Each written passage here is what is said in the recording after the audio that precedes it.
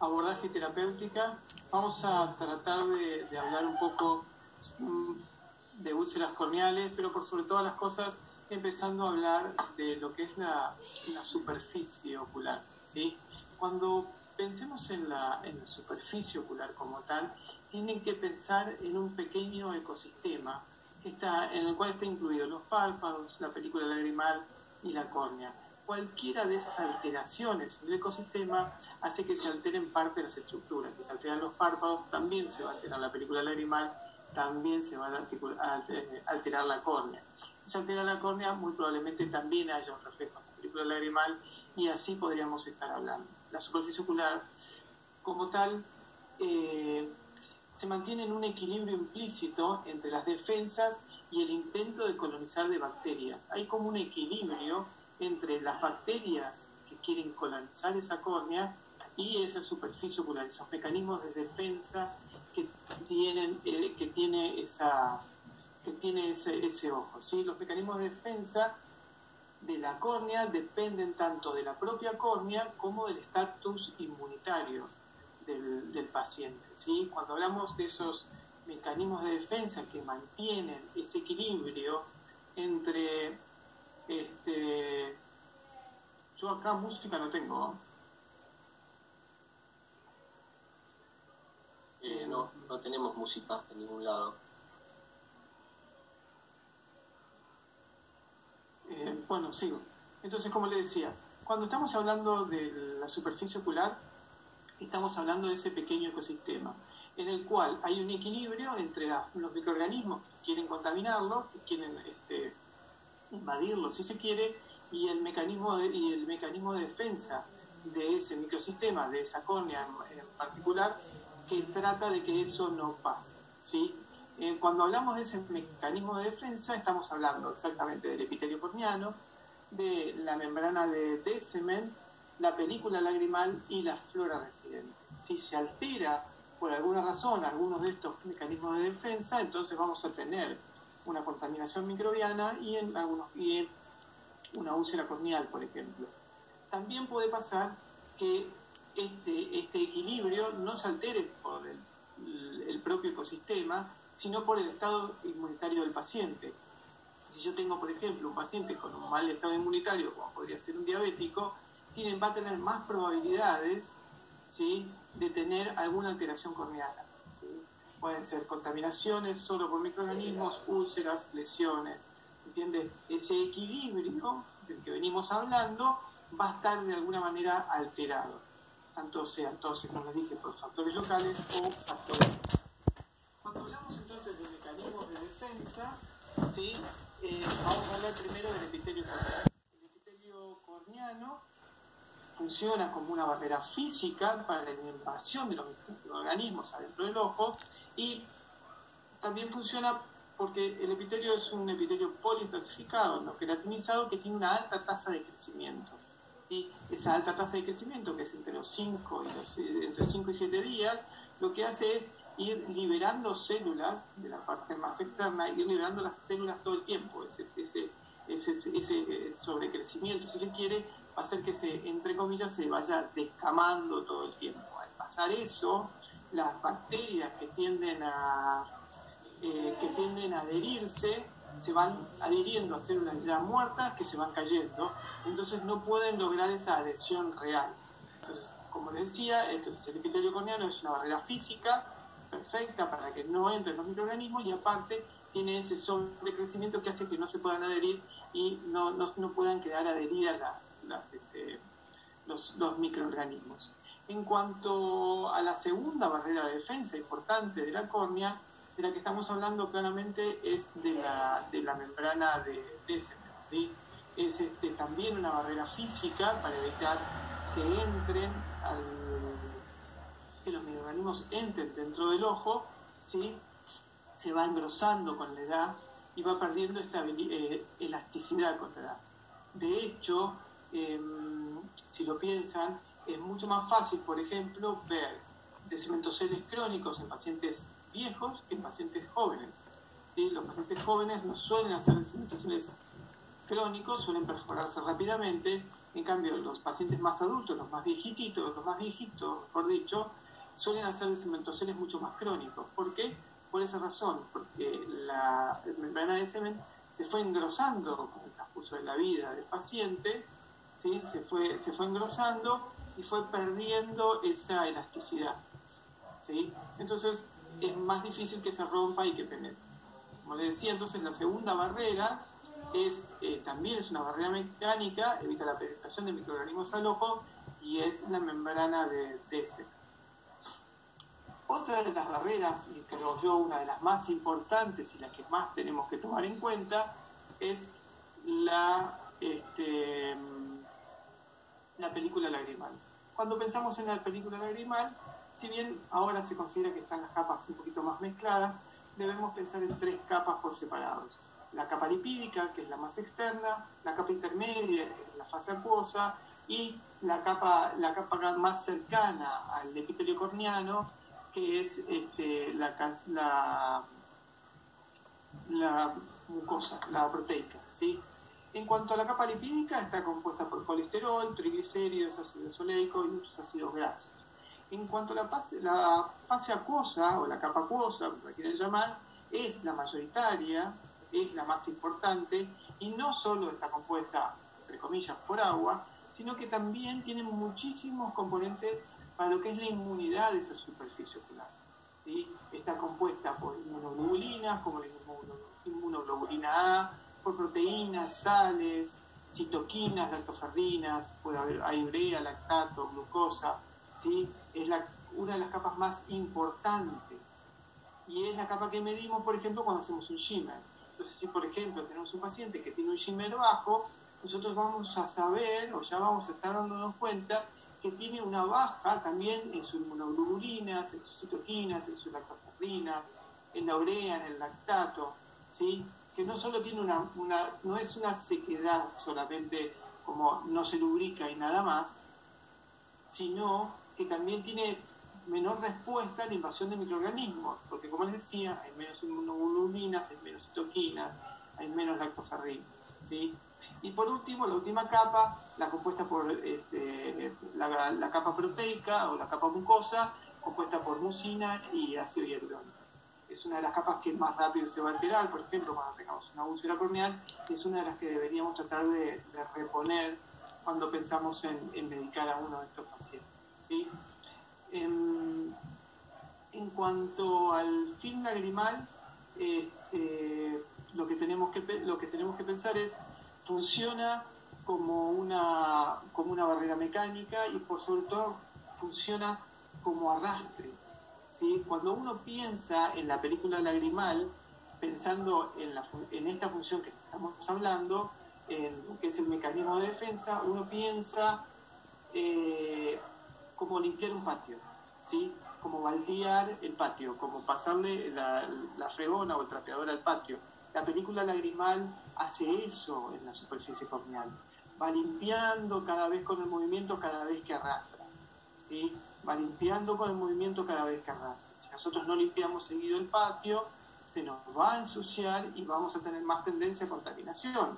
Ahora con todos estos momentos de pandemia, todos limpiamos más seguido, todos dejamos los zapatos afuera. Esa es la idea, ¿sí? La película lagrimal, una de sus grandes funciones es por arrastre. Va arrastrando todas las bacterias para que no se puedan adherir. Y aparte de eso, como les decía, la fase acuosa, ¿sí? La fase acuosa tiene componentes antibacterianos, como la lisozima, citoquinas que vimos antes, lactoferrina, ¿sí? Si se disminuye por alguna razón, tanto en calidad como en cantidad, esta película lagrimal, el paciente va a tener más tendencia a contaminar esos ojos, a producir más lesiones de córnea, ¿sí? A producir más úlceras de córnea, porque no va a tener buena respuesta a microorganismos, no los va a seguir arrastrando.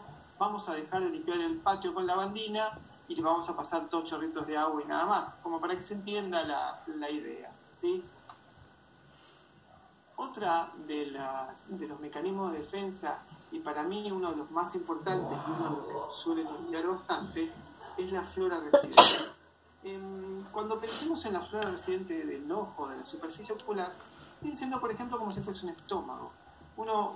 Todos los que hacen medio interno, todos los que hacen clínica, cuando piensan en el sistema gastrointestinal, una de las primeras cosas que piensan cuando están medicándolo es cuidar la flora residente del sistema gastrointestinal, ¿sí? Que no pierda su microflora, porque si no eso va a traer más problemas, no darle tal medicación o darle tal otra. Acá pasa exactamente lo mismo. El ojo tiene una flora residente per se, que coloniza la superficie y consume los nutrientes que están en esa superficie. Eso hace que evita que se formen otros. ¿Se entiende? Si ellos ocupan un espacio consumiendo los nutrientes para que otras bacterias oportunistas no aparezcan, otras bacterias tóxicas no aparezcan. Si nosotros, por malos manejos, depletamos esa flora residente, lo único que vamos a lograr es que aparezcan los microorganismos patógenos, ¿sí? Que empiecen a haber lesiones. Entonces hay que tener mucho cuidado cuando uno administra antibióticos a largo plazo, por ejemplo, tópicos, porque no solo están lesionando la córnea, sino que aparte están destruyendo su flora residente, ¿sí? Imagínenselo, como les digo, piénsenlo en el estómago. El sistema intestinal, nadie le sacaría toda la microflora, porque sabemos que después generamos más problemas. Acá pasa lo mismo. También tienen que tener cuidado con el tipo de medicación que le van a aplicar al ojo, ¿sí? ¿Qué tipo de medicación tópica le van a poner? Porque no solo no le puedo dar un antibiótico por muchísimo tiempo, como si fuese un caso lagrimal, porque estoy causando problemas, sino que, por ejemplo, tampoco debería controlar qué tipo de conservantes tiene cada producto, porque eso también, si lo usan de forma crónica, les juega en contra. ¿Se entiende? Entonces, la flora residente, resumiendo, es muy importante, coloniza la superficie, consume los nutrientes y también libera sustancias antimicrobianas para que los microorganismos patógenos no invadan esa zona, ¿sí? Si nosotros dejamos el espacio libre, porque matamos esa flora residente, van a aparecer otros microorganismos patógenos, ¿sí?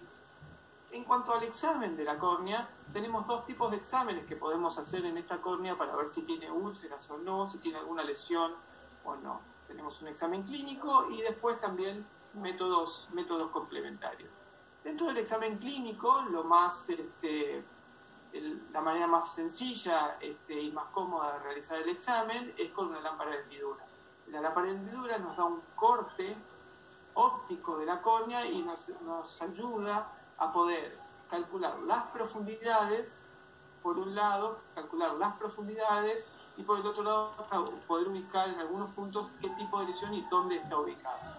Pero no todos tenemos una lámpara de hendidura. La lámpara de hendidura como tal es un artefacto, es un instrumento caro, oneroso, que no es accesible para el clínico diario. En esos casos, a los clínicos lo que se les recomienda es por lo menos usar algún tipo de lente de aumento. Puede ser, por ejemplo, ver estas lupas o este tipo de lupas, ¿sí? Este tipo de lupas, las lupas de cirugía o las lupas de dermatología, no son muy costosas, son lupas económicas, que también les pueden servir para otras maniobras, por ejemplo, para analizar un pato en un FUS. Con eso y una buena luz de punto, con una buena luz de punto, pueden observar bien las lesiones. Es importante, sinceramente, que puedan ver las lesiones con un aumento, ¿sí? Van a ver más cosas que úlcera no úlcera y van a poder aprender a tratarlas mejor, ¿sí? Dentro de los métodos complementarios que tenemos a disposición, ¿cuánto aumento? Me preguntan, los aumentos de esas lupas son entre 2 y 3 aumentos, no mucho más que eso. Si te pasás de eso a 4 aumentos, por ejemplo, estarías en un problema. Pero igual después charlamos bien todas, así no pierdo el hilo de la charla. Dentro de los métodos complementarios, ¿sí? Tenemos lo que son para ver la estructura y función, y los que son para evaluar los microorganismos. Los que son para ver la estructura y función, tenés el test de Schimmer, el test de fluoresceína, la tinción de fluoresceína, mejor dicho, la tinción de rosa bengala. Y en cuanto a los microorganismos, citología y, por supuesto, el cultivo y activiograma. Empecemos por el test de Schimmer. Como les decía, es muy importante para la superficie ocular y sobre todo para esa barrera de defensa que tiene la córnea para no contaminarse y no generar úlceras, la película lagrimal. Si nosotros tenemos una muy mala película lagrimal, es esta imagen que estamos viendo. En vez pasamos, para que se dé una idea, de una selva tropical, ¿sí? De una selva tropical,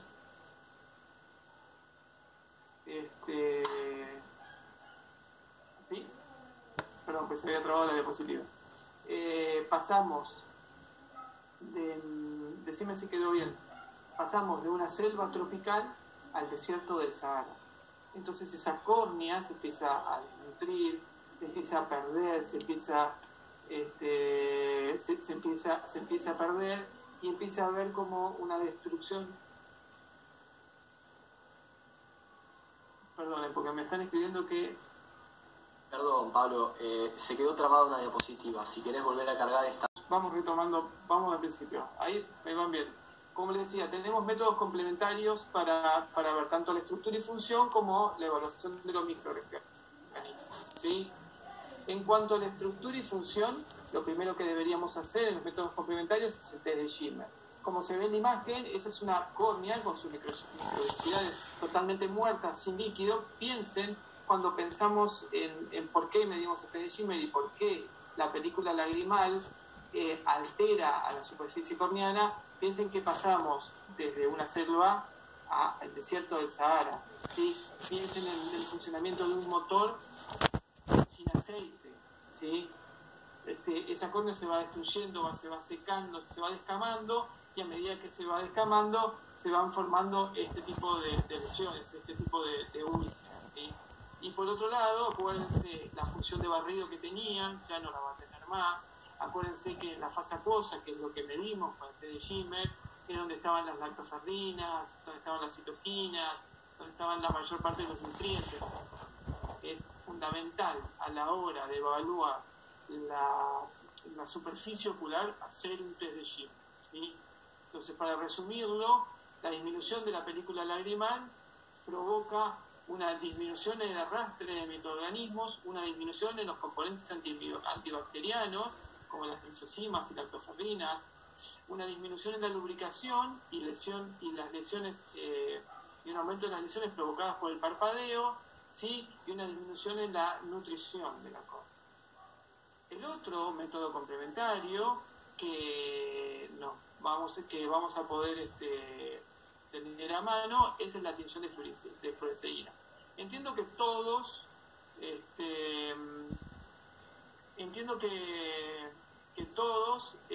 conocen lo que es la tinción de fluoresceína, ¿sí? Tiene solo el estroma, no tiene ni el epitelio ni el endotelio, y nos va a revelar dónde hay o no una úlcera de córnea. Se revela mucho más, se revela mucho mejor con luz ultravioleta, apagando un poco las luces y con luz ultravioleta, que a simple vista. ¿Para qué nos va a servir? Nos va a servir claramente para evidenciar la lesión y, por sobre todas las cosas, para ver la profundidad de la lesión, ¿sí? Como ven, en este primero, ven una úlcera superficial, solo es el epitelio. En esta segunda imagen, ven una úlcera profunda, ¿sí? Donde ocupa parte del estroma, y en estos casos ven un descementocele donde la membrana de descemento no se tiñe, solo se tiñe el estroma, y se ven solo los pequeños costados. Pero lo otro que tienen que aprender a ver no es solo la profundidad, sino el tipo de lesión que están viendo. No se queden solo en tiene úlcera o no tiene úlcera cuando hacen la tinción con fluoresceína, no se queden solo en es profunda o es superficial, sino que tienen que ver el tipo de lesión, tienen que aprender a leer bien esa fluoresceína, por eso necesitan el aumento, y a leer bien esas lesiones que tienen, ¿sí? esas lesiones que están viendo. Por ejemplo, vamos a ir a un ejemplo. Una de las cosas más importantes es que aprendan a ver los bordes, ¿sí? Lo que yo quiero enseñarles hoy, o quiero dejarles como parte de la charla, es que aprendan a ver los bordes de la herida, ¿sí? Fíjense, por ejemplo, en esta lesión que está acá, ¿sí? Esta lesión que está acá, se las voy a aumentar. Fíjense los bordes, son bordes nítidos. Como son bordes nítidos, eso significa que es una lesión simple, no contaminada. Pero fíjense los bordes de esta lesión, ¿sí? Esta es una lesión mucho más infiltrativa, mucho más mucho más con deterioro de la córnea, con ketalomalacia, ¿sí? Fíjense cómo todo está como derretido, como no se ven bordes nítidos. Acá hay lesiones más profundas, como se ve infiltración celular en toda esa zona, ¿sí? Esos son lo que llamamos bordes como gelatinosos, exactamente.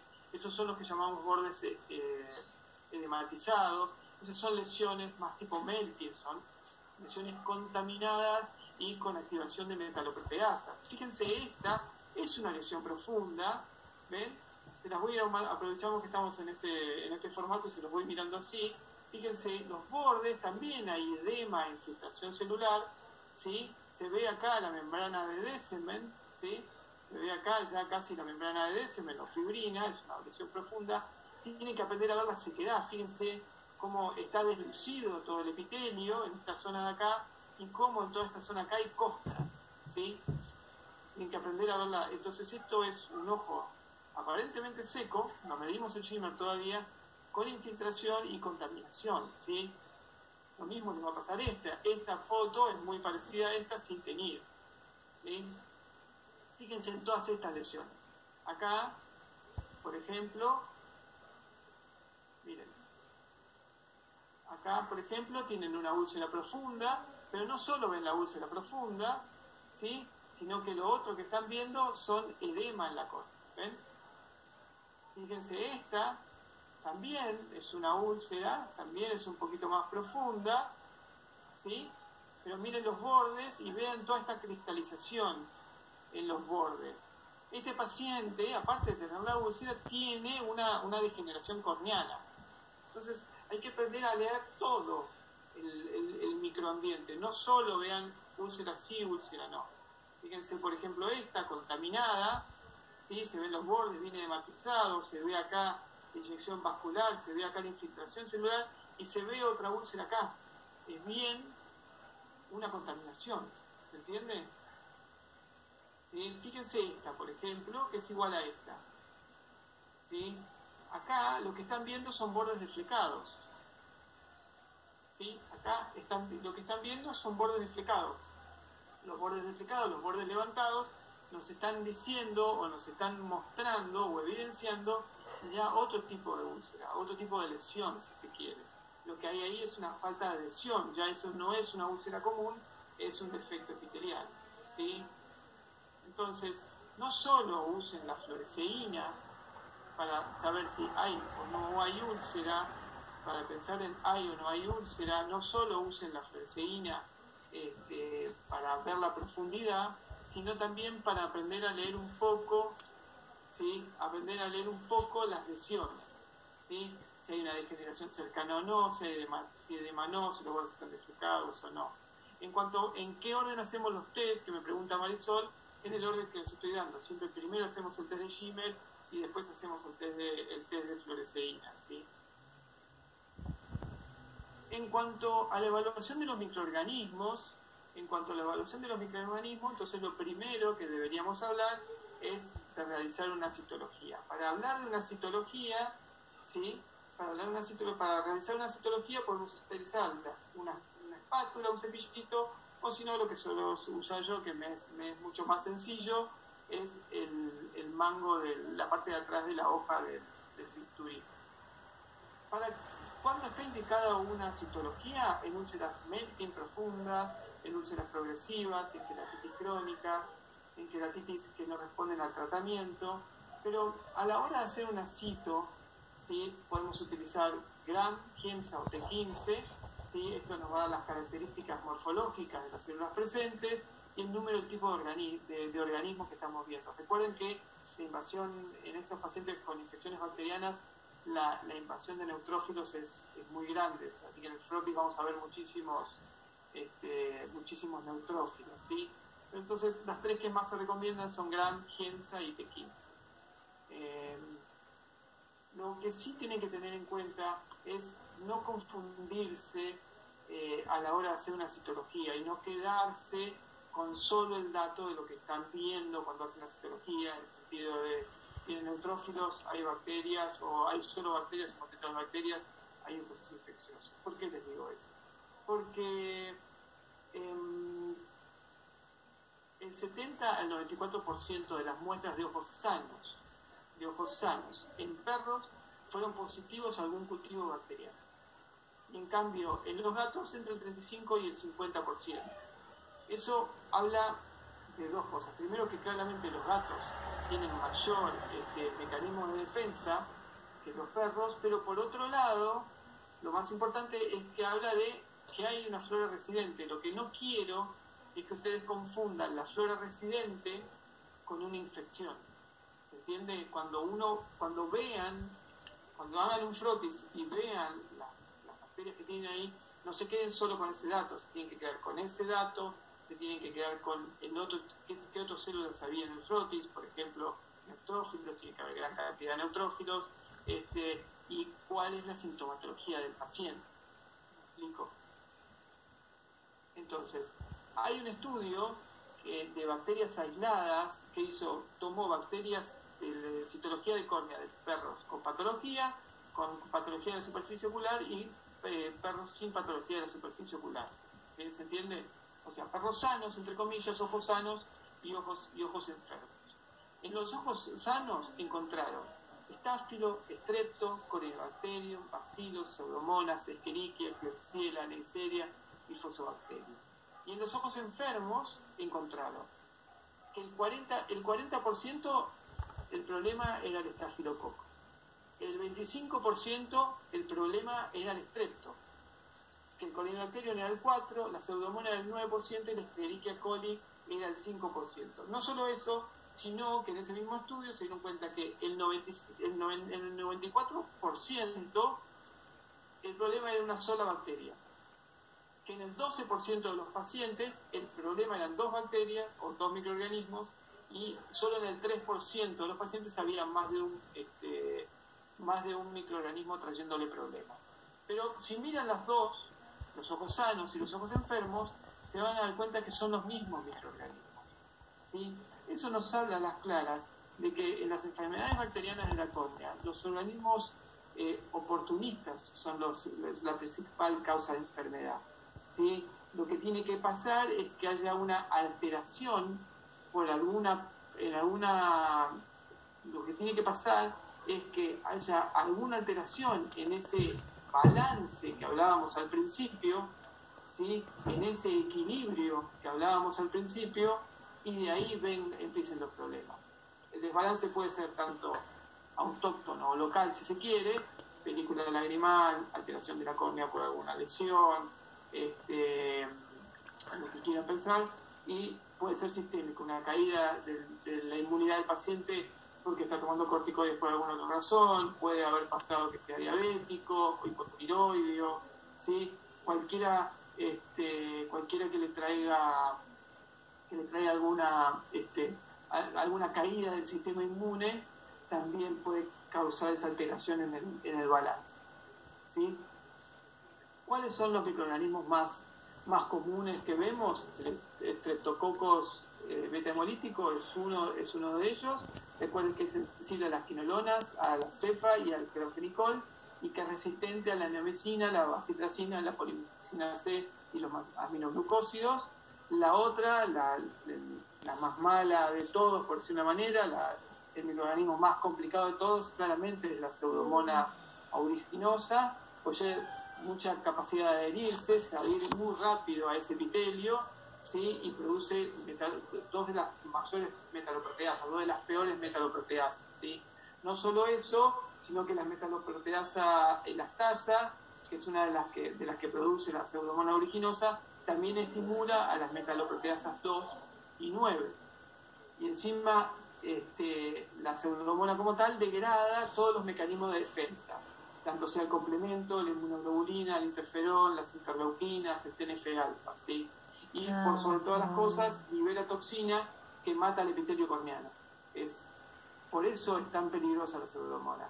No es solo porque contamina y contamina muy rápido, sino que contamina, mata y genera muchas metaloproteasas, ¿sí? Altera el sistema inmune y genera muchas metaloproteasas. Y la otra, que también hay que tomar en cuenta y no la toman demasiado en cuenta, es la malacesia. Cada vez hay más reportes sobre úlceras asociadas a pacientes con malacesia, ¿sí? Se hizo un muestreo en pacientes con otitis o sinotitis, en perros con otitis o sinotitis, y se dieron cuenta que el 23% de los ojos con úlceras de córnea, ¿sí?, eran positivos a úlcera, de todos los pacientes que monitorearon, los que tenían el 23% de los pacientes con úlcera tenían otitis por malacesia. En cambio, todos los pacientes sanos, solo el 3%. Se cree que puede haber una incidencia y que puede haber una asociación en estos pacientes, ¿sí? ¿Cómo es que los microorganismos causan el problema? ¿Cómo es esa fisiopatología por la cual el microorganismo va a causarnos la lesión bacteriana en la córnea? Lo primero que hay es una adhesión bacteriana, ¿sí? Lo primero que hace la bacteria es ir y adherirse al epitelio corneano. Una vez que se adhirió al epitelio corneano, empieza a invadirlo. Invade tanto el epitelio, sigue invadiendo el epitelio y ya empieza a invadir el estroma corneal. Una vez que empezó a invadir el epitelio y el estroma corneal, empieza la multiplicación bacteriana. Y con la multiplicación bacteriana como tal, empieza la liberación de toxinas proteasas, y eso genera una respuesta inflamatoria del organismo con leucocitos y otros medidores inflamatorios. Y ahí es donde se empieza mayoritariamente ese desbalance que vemos, digamos, en esas úlceras derretidas entre los procesos inflamatorios, los microorganismos y las toxinas, ¿sí? Dentro de las enfermedades bacterianas de la córnea vamos a tener dos grandes tipos: las úlceras, las queratitis ulcerativas, y los abscesos corneales. Por una cuestión de tiempo, los abscesos corneales los vamos a dejar de lado y vamos a hablar solo de las queratitis ulcerativas. Los signos clínicos los conocemos todos: signos clínicos de dolor como blefarospasmo y protrusión del tercer párpado, epífora y descarga mucopurulenta, fotofobia, hiperemia conjuntival, cambios en la estructura de la córnea. Esos eran los signos clásicos: dolor, epífora o descarga mucopurulenta, fotofobia, hiperemia conjuntival y cambios en la estructura de la córnea y el test de fluoresceína positivo, ¿sí? A la hora de encarar el tratamiento para una úlcera de córnea, hay que dividir las úlceras en dos grandes grupos, ¿sí? Hay que diferenciarlas en dos grandes grupos. Hay un montón de tipos de úlcera, pero de forma sencilla, para que entiendan y para que les sirva para el clínico diario, hay que dividirla en dos grandes grupos: las simples y las complicadas. ¿Y cómo las vamos a dividir en estos grandes grupos? Por la profundidad y por la contaminación, ¿sí? Entonces vamos a decir que las úlceras sin contaminar y superficiales van a ser úlceras simples, y que las úlceras contaminadas y profundas van a ser úlceras complicadas, ¿sí? Pero ojo con esto, también se le suma otro factor, que son los factores predisponentes. Porque yo tengo una úlcera superficial, pero en un paciente que tiene predisposición, entonces ya no es una úlcera simple, es una úlcera complicada. ¿Qué estoy diciendo con esto? Hay algunos pacientes que tienen factores predisponentes para que sus úlceras vayan mal, para que sus úlceras se compliquen. Si mi paciente tiene una úlcera simple, pero tiene una queratitis seca, no es una úlcera simple. Es una úlcera complicada porque el problema es la queratitis seca. Si mi paciente tiene una úlcera simple, pero es diabético, entonces no es una úlcera simple, porque tiene una diabetes el paciente de base, una caída de la inmunidad, una disminución del parpadeo, una disminución la elevación de la córnea, en la sensibilidad corneana, una muy mala respuesta. ¿Se entiende? No es una úlcera simple, por más que se vea simple, porque el paciente es diabético. ¿Sí? Si tengo una úlcera simple, pero mi paciente está inmunosuprimido, está con corticoides, muy probablemente no sea una úlcera simple. Si yo lo trato como una úlcera simple, se me va a complicar. ¿Entiendes? Se me va a complicar. Y por otro lado, hay razas que son más predispuestas a otras. Las razas braquicéfalas, por excelencia, al menos por más simple que veas la úlcera, trátenla como úlceras complicadas. Tanto los Shih Tzu, que llevan la delantera, los Boston Terrier, Pug, Chihuahua o cualquier otra de las razas braquicéfalas, ¿sí? Tienen más predisposición, tienen una alteración mayor en la córnea y sobre todo en las metaloproteasas a producir úlceras contaminadas y el bulldog francés, que no figura ahí, y a producir lesiones corneanas. No las traten nunca como úlcera simple, porque una úlcera simple en un Shih Tzu o en un bulldog francés, que son los dos que más vemos, en 2 días se le complicó y se le perforó el ojo. ¿Sí? Entonces, tienen que tratarlas sí o sí como úlceras complicadas, aunque parezcan simples. Si es una úlcera simple, entonces la vamos a tratar con un antibiótico tópico y un midriático cicloplégico. El antibiótico tópico, en este caso, como es una úlcera simple, para lo único que se lo tengo que dar es para que no se contamine, no para controlar una contaminación, porque es una úlcera simple, no está contaminada. Lo que yo tengo que lograr es que no se contamine. En esos casos puedo usar un triple antibiótico, bacitracina, polipicina, B, neomicina, puede ser una opción, aminoglucósidos, toramicina genta, quinolonas, puede ser cipro o fluoxeticina. Y en el caso de los midriáticos, pueden usar atropina o tropicamida. Ya la atropina se está dejando de lado, ya casi no se usa, y usamos más tropicamida, 1 gota 2 veces por día. Si es una úlcera simple y no tiene otro factor predisponente y no tiene otro factor, ¿sí? En 1 semana debería estar curada. Si no está curada en 1 semana, entonces algo se les pasó. Revisen de vuelta los párpados, fíjense que no está contaminada, hay que volver a rechequear todo, porque algo se les está pasando. Ahora bien, eso hablando de úlceras simples, pero si no son úlceras simples y son úlceras contaminadas, ¿sí? O úlceras complicadas, como pueden ser todas estas, fíjense el grado de deterioro menor o mayor que tienen todas estas lesiones corneales, ¿sí? Son todas úlceras complicadas, algunas más o algunas menos, todas con respuesta inflamatoria, vascularización, melting, ¿sí? Acá ya no la podemos tratar como una úlcera simple. Si ustedes tratan como una úlcera rutina a todas estas úlceras, lo único que van a lograr son más lesiones, aumentar las lesiones y que el ojo se les termine perforando. Cuando nos enfrentamos entonces a úlceras complicadas, el tratamiento se basa en 3 grandes pilares. Una antibioticoterapia agresiva, inhibir las enzimas colagenasas y tratar de reponer la matriz perdida, ¿sí? En cuanto a la antibioticoterapia agresiva, podemos utilizar quinolonas, por ejemplo, ozoxacina, ciprofloxacina, gatifloxacina o moxifloxacina, ¿sí? Aminoglucósidos como la genta, la tobra o la micacina y cefalosporinas. También se pueden utilizar cefalosporinas en estos casos. Lo ideal es utilizar por lo menos en las primeras 24 o 48 horas 1 gota cada 2 horas y después ir aumentando la posología. Pero es importante llegar bien con el antibiótico de esa zona. Digamos, de los 3 pilares, una es la terapia antibioticoterápica. Una es llegar bien con los antibióticos para matar los microorganismos, ¿sí? Quinolonas, aminoglucósidos y cefalosporinas son las que más. Y complementarlo por vía sistémica. El antibiótico también deberían complementarlo por vía sistémica. Recordando siempre, a la hora de complementarlo por vía sistémica, en tratar de complementarlo y no complicarlo, ¿sí?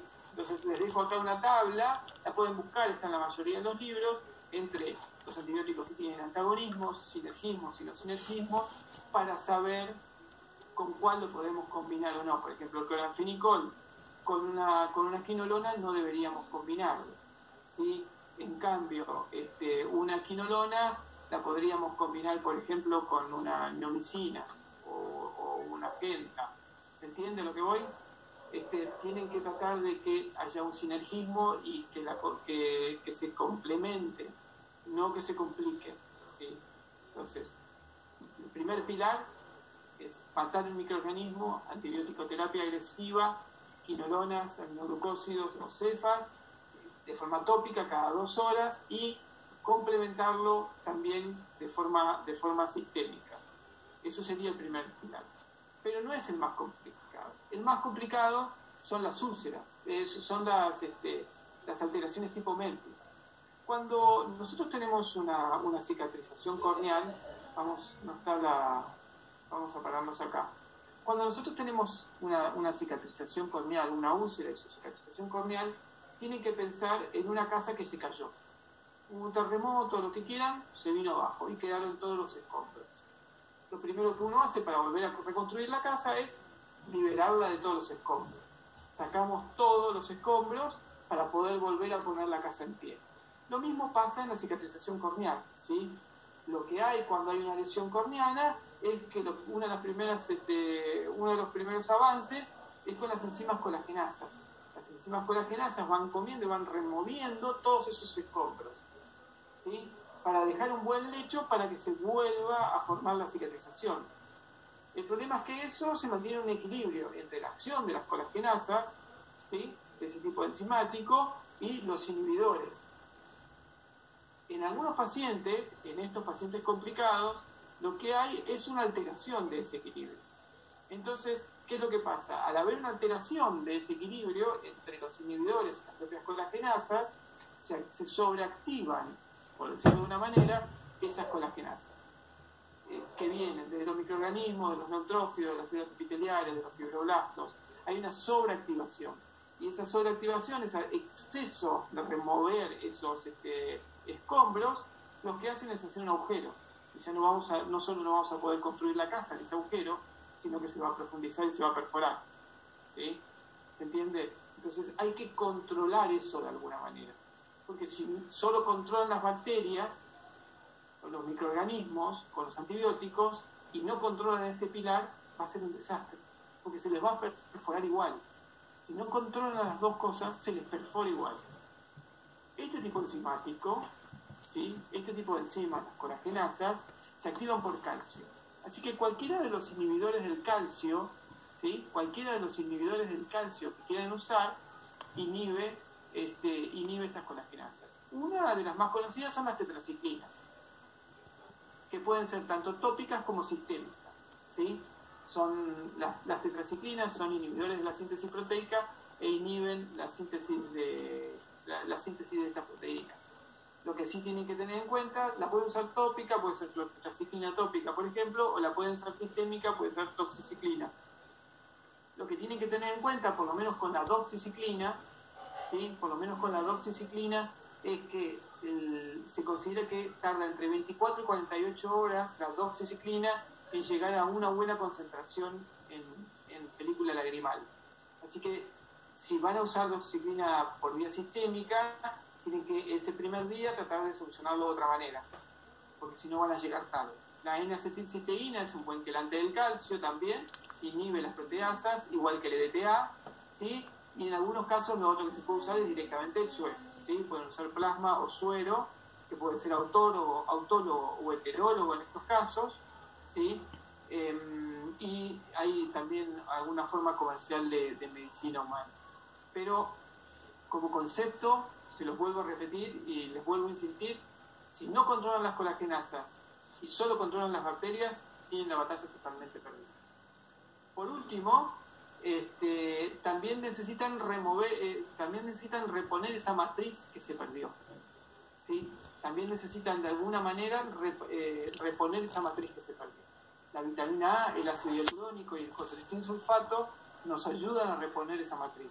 En cuanto a la vitamina A, es fundamental para la salud de los epitelios. La deficiencia de esa vitamina produce queratitis y se considera que la vitamina A colabora con la revitalización corneal. Y en cuanto a los glicosaminoglicanos, ácido hialurónico y y condroitin sulfato, ¿sí? Penetran en el estroma y facilitan su cicatrización, aumentan la viscosidad de la lágrima, forman una capa protectora, ¿sí? Aumentan el tiempo de ruptura lagrimal, o sea, dejan la lágrima más tiempo en ese lugar, evitan que se evapore tan rápido, y favorece la migración del epitelio, tanto in vivo como in vitro. Entonces, no solo usamos los dos pilares que les decía antes, sino que tenemos nuestro tercer pilar, que es reponerle una buena matriz para que eso cicatrice lo más rápido posible. Y por último, y ya si quieren pasamos a las preguntas, hay algunas drogas que claramente, ya creo que a esta altura del partido no hace falta que lo diga, pero sí siempre me gusta recordarlo, que no deben usar en úlceras corneales: los glucocorticoides, los AINES y los anestésicos tópicos. Acuérdense que los glucocorticoides van a bajar la inmunidad y van a potenciar las colagenasas, es un camino derecho a la perforación. Los AINES, si bien no van a disminuir la inmunidad, pero sí también van a potenciar las colagenasas y van a producir una queratomalacia, ¿sí? Se considera que un AINES tópico, siempre hablando de AINES tópico, no deberían colocarse en una úlcera corneal más de 10 días, ¿sí? Los sistémicos no hay problema, solo los tópicos. Y por último, los anestésicos tópicos. Los anestésicos tópicos no se deben usar como tratamiento. El anestésico tópico, por el hecho solo de anestesiar la córnea, disminuye el parpadeo, disminuye la sensibilidad corneana, es citotóxico por sí, así que por favor no deberían utilizar tampoco anestésicos tópicos para estos pacientes. Bueno, como resumen entonces, las enfermedades bacterianas de la córnea son una causa frecuente de lesión corneana en el perro y en el gato. Hay que llegar a un diagnóstico rápido y certero, o sobre todo certero, sepan bien qué es lo que están viendo, ¿sí? Y un tratamiento antibacteriano temprano y dirigido es lo ideal para que las cosas vayan bien, ¿sí? Y por último, por lo menos para mí, lo mejor que me ha dejado la oftalmología en todos estos años son los amigos, así que cuídense todos y tratemos de que ya nos volveremos a reencontrar todos, ¿sí? En algún congreso o en algo. Si quieren, ahora sí puedo empezar con las